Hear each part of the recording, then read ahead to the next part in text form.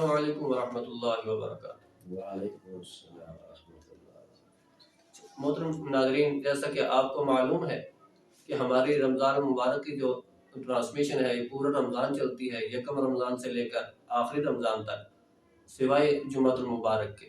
جمعۃ المبارک کو ہماری نشست نہیں چلتی۔ تو آج ہمارے پروگرام کے اندر جو مہمان تشریف لائے ہیں وہ ہے مفتی محمد معاذ صاحب، جو ہمارے سوالات کے جوابات قرآن و سنت کی روشنی میں دیں گے۔ تو ہماری جو نشست ہے ان کی طرف بڑھنے سے پہلے میں آپ کا تعارف، آپ کی ملاقات مفتی صاحب سے کرا دیتا ہوں۔ مفتی صاحب السلام علیکم ورحمۃ اللہ۔ وعلیکم السلام ورحمۃ اللہ وبرکاتہ۔ کیا حال ہے؟ ٹھیک ہے، اللہ خیر وفیت ہے۔ مفتی صاحب، ہمارے ناظرین کی طرف سے جو سوال ہے، سوال یہ ہے کہ عمر رسیدہ شخص کمزوری یا بیماری کی وجہ سے روزہ نہیں رکھ سکتا اور مالی حالات بھی کمزور ہیں، ایسا شخص فدیہ کیسے ادا کرے گا؟ اسے کیا کرنا چاہیے؟ بسم اللہ الرحمن الرحیم۔ اللہ رب العزت کا ارشاد گرامی ہے، لا یکلف اللہ نفسا الا وسعها۔ اللہ تعالیٰ نے انسان کو اس کی وسعت کے مطابق مکلف بنایا ہے۔ وہ اگر ایسا معذور، بیمار یا بوڑھا ہے، روزہ نہیں رکھ سکتا، اس پر روزے کا فدیہ آنا تھا، لیکن فدیہ کی بھی اس کے پاس پوزیشن نہیں ہے، تو اس پر کچھ بھی لازم نہیں ہے، نہ تو روزہ لازم ہے، نہ اس کا فدیہ لازم ہے، نہ فدیہ کی وصیت لازم ہے، کیونکہ اس کے پاس مال ہی نہیں۔ البتہ رمضان کے بعد اس کو کبھی کوئی زمانہ صحت کا مل گیا اور جتنے دنوں کا مل گیا اتنے دنوں کی قضا اس پر لازم ہو جائے گی، اور قضا نہ کر سکا تو پھر فدیہ بھی لازم ہو جائے گا۔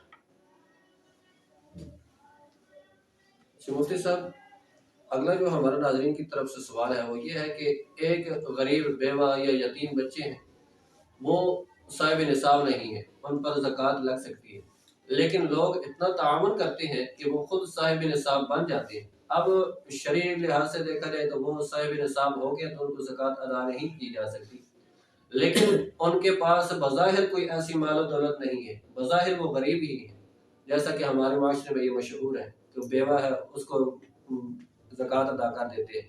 تو ایک آدمی کو معلوم نہیں ہے کہ وہ صاحب نصاب بن گئے ہیں یا نہیں، تو وہ ان کو زکوٰۃ ادا کر دیتا ہے، تو کیا اس شخص کی زکوٰۃ ادا ہو جائے گی یا نہیں ہوگی؟ رہنمائی فرما دیں۔ یہ بڑا اہم سوال کیا، اور یہ ہمارے معاشرے کا بڑا المیہ ہے کہ زکوٰۃ دینے کے لیے کسی کو بیوہ کرنا پڑے گا، کسی کو یتیم بننا پڑے گا، تب اس کو دیں گے۔ جو بیوہ نہیں بنی بیچاری پریشان ہے، یتیم نہیں بنا، وہ مالی مشکلات میں ہے، لوگ اس کی خیال ہی نہیں کرتے۔ یہ بڑا غلط رواج ہے۔ تو یاد رکھو، زکوٰۃ کے مستحق بننے کے لیے نہ تو بیوہ ہونا شرط ہے، نہ یتیم ہونا شرط ہے۔ اور میں بطور المیہ کے ایک واقعہ ذکر کروں کہ ایک صاحب، اس کے پاس اس کا بھتیجا یتیم پرورش میں تھا، اور لوگ اس یتیم کو بڑے پیسے دیتے، ہر وقت وہ پیسے چیزیں کھاتا، اور اس کے جو چچا کے بیٹے تھے اس کا والد زندہ تھا، ان بچوں کو لوگ پیسے نہیں دیتے تھے، اس کو تو ظاہر ہفتے بعد یا جو گھر سے خرچی ملنی ہے 10-20 ہوئی ہوتی تھی۔ اب وہ جو یتیم بچہ تھا اس کے پاس تو بہت سارے پیسے ہوتے، وہ ان کو دکھا دکھا کے چیزیں کھاتا تھا۔ وہ بچے اپنے ابو کو تنگ کرتے، ابو دیکھو ان کے پاس کتنے پیسے ہیں، ہمارے پاس نہیں ہیں۔ تو مجھے یاد ہے اس باپ نے جواب دیا کہ بیٹا دعا کرو تمہارا باپ مر جائے نا، پھر تمہیں بھی لوگ اس طرح دیں گے۔ یہ ہمارے معاشرے کی عکاسی ہے۔ آئے روز یہ جو خودکشیاں ہوتی ہیں، جب تک وہ بندہ خودکشی نہیں کرے گا اس کی بیوی بچے کو کوئی دینے کے لیے تیار نہیں ہے۔ ہاں، جب اس نے خودکشی کر لی، اب NGOs بھی آ گئے، مالدار بھی آ گئے، حکومتی توجہات بھی آ گئی، چلو جی اس کے باپ نے خودکشی کی ہے، بچوں کی تعلیم بھی فری ہے، علاج بھی فری ہے، گھر میں یہ سامان آ رہا ہے، یہ سامان آ رہا ہے۔ تو خدا را ہم اپنی اداؤں پہ نظر کریں، اللہ کی خاطر ہم دوسروں کی ہمدردی کریں۔ رسم و رواج ایک جو جس طرح کا رواج بن گیا بس ویسے چلنا ہے۔ یہ تو میرا ایک دکھ تھا، غم تھا جو عرض کر دیا۔ اب آپ کے سوال کا جواب کہ یہ جو مال ہے زکوٰۃ یا صدقہ فطرانہ اور عشر جو واجبی صدقات ہیں، یہ لینے والے کو خیال رکھنا چاہیے، کیونکہ جو دینے والا ہے وہ ہر ایک کی تحقیق کرے، اور مشکل بھی ہے اور اس کو شرمندگی بھی ہوگی۔ میں کیسے آپ سے پوچھوں بھی آپ نصاب کے مستحق ہم حقدار ہیں کہ نہیں، زکوٰۃ کے پوچھنا بھی مشکل ہوتا ہے۔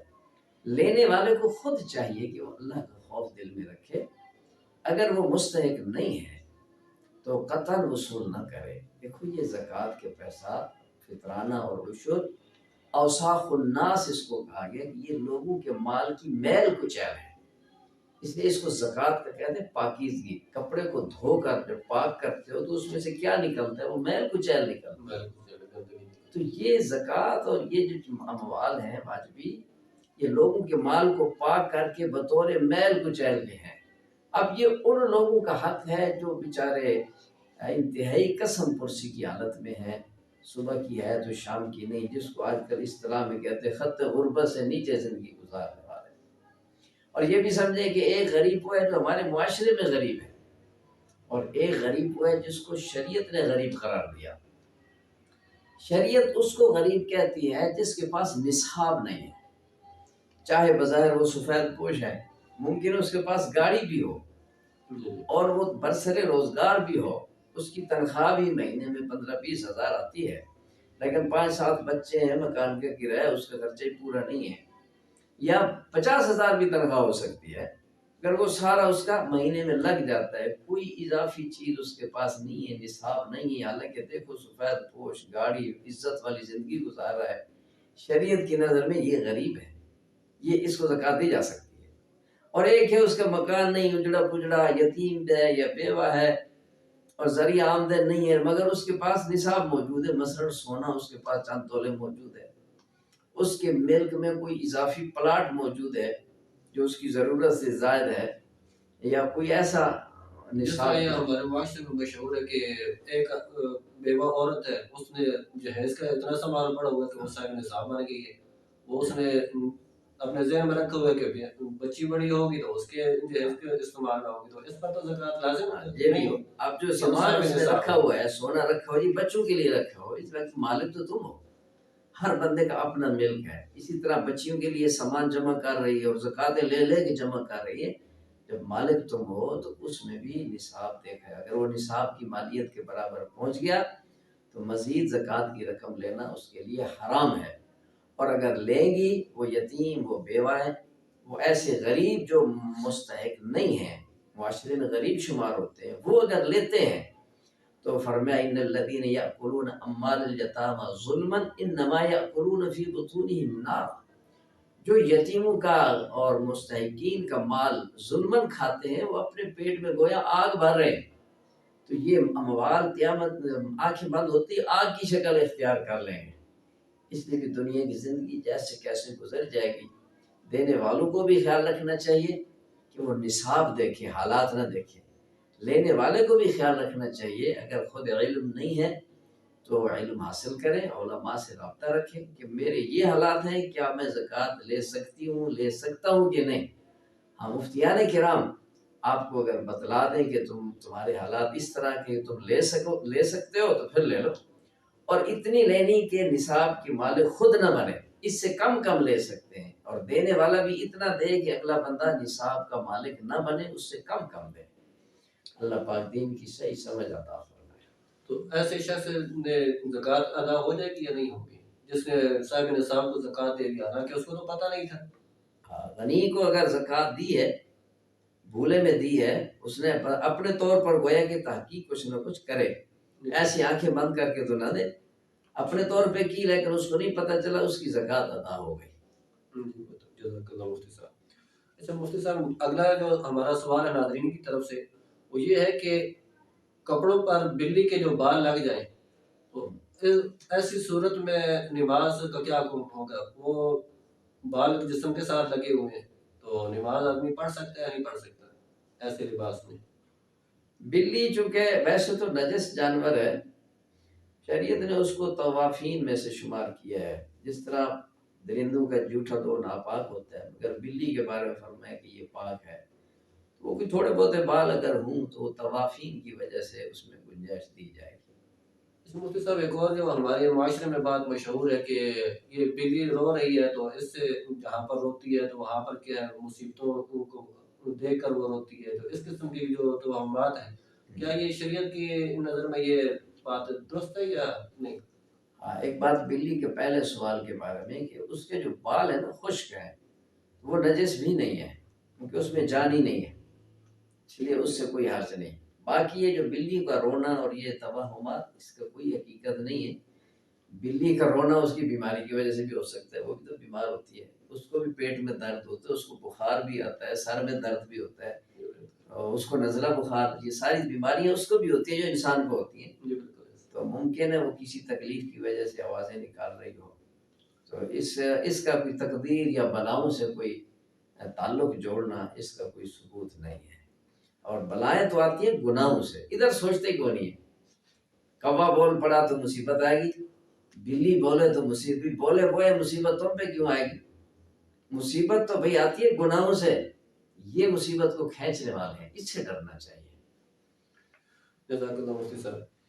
مفتی صاحب اگلا جو ہمارا ناظرین کا سوال ہے وہ یہ ہے کہ ایک امام ہے، قاد اخیرہ کو پہلا قاعدہ سمجھ کر کھڑا ہو گیا یا بھول گیا کہ آج میرا چوتھی رکعت آخری رکعت ہے، وہ کھڑا ہو گیا تو پانچویں رکعت کے لیے وہ کھڑا ہو گیا تو پیچھے مقتدی نے لقمہ دیا، اب لقمہ دینے پر اس کو واپس پلٹ آنا چاہیے یا وہ رکعت پوری کر کے سجدہ صاحب کر لینا چاہیے، کیسے اس کی نماز درست ہوگی؟ دیکھو بھی 4 رکعت میں نماز پوری ہو گئی، اب اس کا بھول کے کھڑا ہونا اس کا وہ حیثیت ہی نہیں ہے۔ جیسے مقتدیوں نے لقمہ دیا اس کو فوراً واپس آنا چاہیے، قیام میں رکوع کی حالت میں لقمہ مل جائے تب بھی واپس آ جائے، رکوع کے بعد ملا تب بھی واپس آ جائے، البتہ 5ویں رکعت کا اگر اس نے سجدہ کر لیا تو پھر واپس نہ آئے، پھر وہ 5ویں رکعت بھی پوری کرے، 1 رکعت اس کے ساتھ اور شامل کر کے 6 رکعتیں بنائے، بعد میں سجدہ سہو کرے۔ تو پہلی جو 4 رکعتیں چونکہ قاعدہ کر کے اٹھا تھا اس لیے وہ 4 رکعتیں فرض بن جائیں گی، یہ 4 رکعتیں نفل۔ اور اگر چوتھی رکعت پہ قاعدہ کیے بغیر کھڑا ہو گیا تھا تو پھر 6 کی 6 رکعتیں نفل بنے گی، فرض دوبارہ پڑھنے ہوں گے۔ یہ بہتر، جزاک اللہ مفتی صاحب۔ اچھا مفتی صاحب اگلا جو سوال ہمارا ناظرین کی طرف سے ہے وہ یہ ہے کہ صدقہ فطر ایک آدمی ادا کرنا چاہتا ہے لیکن وہ دوسرے ملک میں ہے، اب دوسرے ملک میں ہے، وہاں سے کام کرنے کے لیے گیا ہے، اس کا اپنا علاقہ تو مثال کے طور پر پاکستان ہے اور وہ سعودی عرب میں یا دبئی میں ہے، تو وہ صدقہ فطر کس ملک کے حساب سے ادا کرے گا؟ اپنے پاکستان کے حساب سے یا پھر دبئی اور سعودیہ جہاں پر وہ کام کرنے کے لیے گیا اس حساب سے صدقہ فطر ادا کرے گا؟ دیکھو صدقہ فطر کا تعلق بندے کے سر کے ساتھ ہے، پر ہیڈ، تو جہاں پر وہ موجود ہے وہیں کا یہ نظام معتبر ہوگا۔ اور یہ جو ہمارے معاشرے میں جو بات پائی جاتی ہے کہ اب وہ آدمی تو کمانے کے لیے دوسرے ملک میں گیا ہوا ہے لیکن یہاں پر پاکستان میں جو اس کے عزیز و اقارب والدین ہیں، بہن بھائی ہیں، وہ اس کی طرف سے صدقہ فطر ادا کر دیتے ہیں، تو کیا اس کا صدقہ فطر ادا ہوگا یا اس کو الگ اپنا وہاں پر ادا کرنا پڑے گا؟ یہاں کے لوگ بھی صدقہ فطر اس کی طرف سے ادا کر سکتے ہیں، حساب وہاں کا معتبر ہوگا، اس کی اجازت سے یہاں بھی ادا کر دیں، کوئی حرج نہیں، یہیں تک حساب وہیں کا لگے گا جہاں پر حساب وہیں کا ہوگا جہاں وہ رہ رہا ہے۔ یہ بہتر، جزاک اللہ مفتی صاحب۔ تو مفتی صاحب اگلا جو ہمارا سوال ہے ناظرین کی طرف سے وہ یہ ہے کہ منت کے ایک آدمی نے نفل مانے، مثال کے طور پر 10 نفل اس نے مان لیے کہ اگر میری یہ کام ہو گیا تو میں 10 نفل ادا کروں گا، اب اس کی وہ منت پوری ہو گئی، اب وہ نفل ادا جب کرے گا تو وہ منت پوری ہونے کے فوراً بعد ادا کرے گا یا بعد میں کسی وقت بھی پڑھ سکتا ہے، اکٹھے پڑھے گا، الگ الگ پڑھ سکتا ہے، وقفے کے ساتھ 1-2 دن کا وقفہ کر کے 10 دن کا وقفہ کر کے اس طرح پڑھ سکتا ہے یا اکٹھے پڑھیں گے؟ دیکھو نظر ایک ہوتی ہے مطلق، ایک ہے متعین، اگر اس نے متعین کر دیا کہ فلانے دن پڑے گا یا فوراً بعد پڑے گا پھر تو اس کے مطابق کرنا ہے، اگر اس نے متعین نہیں کیا تو پھر بعد کی زندگی میں کبھی بھی پڑھ سکتا ہے، لیکن کوشش کرے کہ جلد ادائیگی کرے کیونکہ زندگی کا پتہ کوئی نہیں ہے، تو یہ ذمہ داری اس پر عائد رہے گی جو ایک وجوب کا درجہ رکھتی ہے۔ یہ بہتر ہے۔ مفتی صاحب اگلا سوال جو ہے ہمارے ناظرین کی طرف سے وہ یہ ہے کہ ایک عورت ہے وہ لپسٹک لگاتی ہے سرخی لگاتی ہے تو اس کے جو ذائقہ ہے وہ اپنے حلق میں محسوس کرتی ہے، تو کیا اس لپسٹک لگانے کی وجہ سے روزے پر کوئی اثر پڑے گا نہیں پڑے گا؟ جی اگر لپسٹک کا ذائقہ منہ کے ذریعے اندر جا رہا ہے تو روزہ ٹوٹ جائے گا۔ اس میں احتیاط کرنی چاہیے، ذائقہ باہر کے حصے پہ لگا لے، اندر کے حصے پہ نہ لگائے۔ یہ بہتر ہے۔ مفتی صاحب اگلا جو ہمارا سوال ہے وہ یہ ہے کہ ایک حافظ ہے، وہ تراویح پڑھاتا ہے لیکن دن کو روزہ نہیں رکھتا، ایسے حافظ قرآن کو امام بنانا کیسا ہے اور اس کے پیچھے پڑھی گئی تراویح کا کیا حکم ہے؟ دیکھو تراویح الگ عبادت ہے، روزہ الگ عبادت ہے۔ ہونا تو یہ چاہیے کہ امام صالح ہو، جو بلا شرعی عذر کے روزہ نہیں رکھ رہا تو وہ فسق کر رہا ہے، اللہ اعلانیہ بغاوت کر رہا ہے اللہ تعالیٰ کی، تو صالح امام تلاش کرنا چاہیے۔ لیکن اگر اس نے تراویح پڑھا دی ہے اور قرآن پاک اس کا ٹھیک ہے تو تراویح تو ہو جائے گی، وہ الگ عبادت ہے۔ باقی اچھا امام تلاش کیا جائے، اچھا امام نہ ملے تو صورتوں میں پڑھ لیں۔ یہ کوئی رواج اور رسم تو نہیں ہے، اس کو رسم کے طور پہ نہیں کرنا، عبادت کے طور پہ کرنا ہے۔ یہ بہتر، جزاک اللہ مفتی صاحب۔ اچھا مفتی صاحب اگلا جو ہمارا ناظرین کی طرف سے سوال ہے وہ یہ ہے کہ جلد کے اندر انجیکشن لگوانے سے روزے پر اثر پڑے گا نہیں پڑے گا؟ یہ انجیکشن سے روزہ نہیں ٹوٹتا، چاہے جلد میں ہو یا رگ میں ہو، لیکن بغیر سخت مجبوری کے روزے کی حالت میں نہ لگوایا جائے، جسم کو خام کا ایڈ نہ پہنچائی جائے۔ ہاں کوئی مجبوری ہے تو پھر گنجائش ہے۔ تو مفتی صاحب اگلا جو ہمارا سوال ہے وہ یہ ہے ناظرین کی طرف سے کہ ایک آدمی سعودی عرب میں ہے، وہ تو حنفی ہے لیکن وہاں پر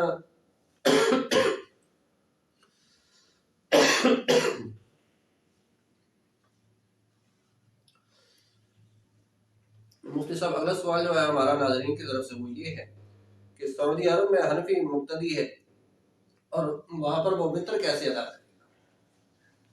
ہاں وہاں سعودیہ میں چونکہ وطر پڑھتے تو 3 رکعتیں ہیں، اور 2 رکعت پر سلام پھیر کے پھر پڑھتے ہیں۔